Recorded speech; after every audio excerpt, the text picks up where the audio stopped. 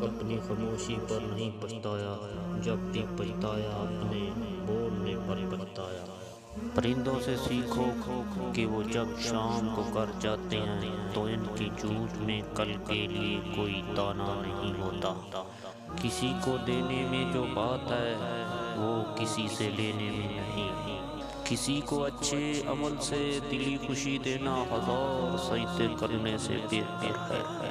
نادان ڈول کی مانند ہوتا ہے، بلند آواز ہوتا ہے مگر اندر سے خالی ہوتا ہے۔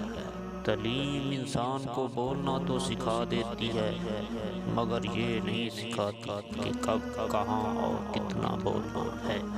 تعجب ہے کہ اللہ تعالیٰ اتنی ساری مخلوق میں سے مجھے نہیں بھولتا، اور میرا تو ایک ہی اللہ ہے، میں اسے بھول جاتا ہوں۔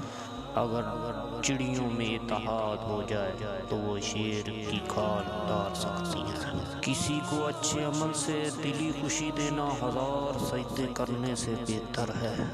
جب تک تم اپنی خودی کے احساس میں سرمست ہو، تم کسی باکمال کے کمالات کی کیا قدر کر سکتے ہو؟ اپنے اخلاق کو پھول جیسا بنا لو، کچھ نہیں تو پاس بیٹھنے والی خوشبو ہی آئے۔